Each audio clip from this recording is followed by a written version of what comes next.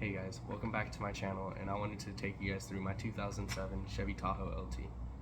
So, my Tahoe was bought about 2 years ago with front end damage. So, I bought it wrecked from Copart, and about this fender forward was wrecked, plus the front right wheel, the front passenger wheel.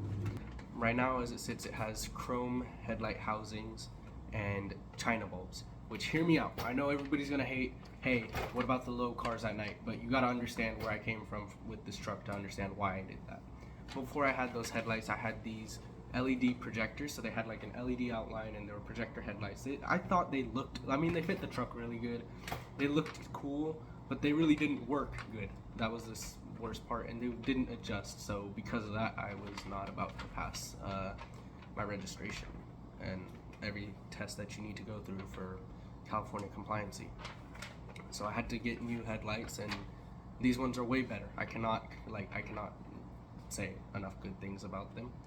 Before this truck, before it got into the wreck, it was on 26-inch K9 5-spoke wheels with rubber band tires. This truck, when we bought it, had no turning radius because of those wheels, and you know what? I would never rock any rubber band wheels ever again. I don't know how people do it. I'm gonna be honest, I like having the practicality of a normal car while looking good, okay? And that's why right now it has 22s that are from a 2015 Cadillac Escalade that are powder coated to match the body of the truck. I think those are pretty much the best setup for this truck as it sits right now. I don't see myself changing the wheels anytime soon or messing with that at all, because I love the way it sits. Right now, before I bought it, the owner had a lot of tint. He did 5% in the rear is what I think it is, and maybe 25% up front, and then also I think 35% front windshield.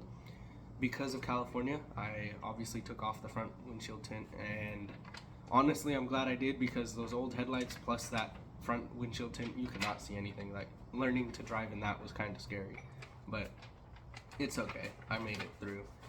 Right now, I think the way it is, with the sides being tinted, the back being tinted, but the front windshield being open, it's a good mixture of light. And right now, also in progress, is I'm trying to build a box for 215s in my Tahoe. It's gonna take a lot of time, and honestly, I'm not trying to rush it anytime soon, so I don't see it being done for the next couple months, but I've gotten some of the work done that needs to be done for it. This truck, okay, I love it, how it sits. I said I wouldn't mess with it, but it needs a drop. That's the best way to say. Like, I know I'm darkening the camera now, so you guys probably can't see me, but it needs a drop. I have always thought, okay, I'll do a 2-4 drop, so 2 inches in the front, 4 inches in the back, and get it level so it sits lower, it's easier to get in and out of. The one thing I find myself questioning is the fact that my Avalanche has a little bit of a lowering kit, and I constantly bottom out. Now, if I added helper bags in the rear, it probably would help a little bit, but would I really want to do all that just for the appearance, especially when I'm not sure what I want to do with this? Listen, I'd love to turn it into an 800 horsepower Tahoe, the sleeper that nobody ever expected, but at the end of the day, I'm still a kid, and it's kind of unrealistic for me. So I think I'm gonna put that to the side for a little bit and start working on the Avalanche. And here's the one thing I will say: as it sits right now, I love the way it is. I've loved everything about it, but I want to give you guys the insight to actually rebuilding it. So this is what a lot of big YouTubers don't really talk about: is it's expensive, but it also takes a lot of time to get your vehicle perfect. It's been 2 years to get it perfect, and now it's finally perfect, not just on camera but in person. And if I could give any advice to someone else who is trying to do it, I would say I would also have to take this advice if I give it to myself, but patience is going to get you a lot further than trying to rush it, because after all, you got to be meticulous when you're rebuilding a car. You can't just leave out screws. You got to put everything back. You got to do everything right, because at the end of the day, it's your safety that you're compromising. So with that, it's constantly I want to make sure, okay, maintenance is done, that's also another thing. You got to do a lot of maintenance to get these cars back up and perfect. You got to do maintenance, you got to do repairs, and if you're like me, you got to do mods. So you got to make a healthy balance of all three. But I would definitely say you always start with maintenance and repairing. I would say reparations, yeah. You want to start with maintenance and rebuilding before you ever get into mods. Unless, let's say like me, you had a cracked, or 3 out of the 4 wheels on your car were cracked and ready to break.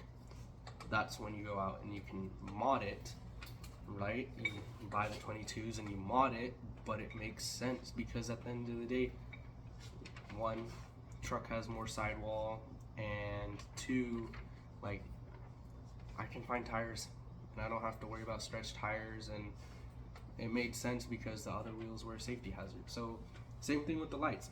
The lights I got to make cool, but only because of the old ones being as bad as they were and being dangerous. And that's the thing.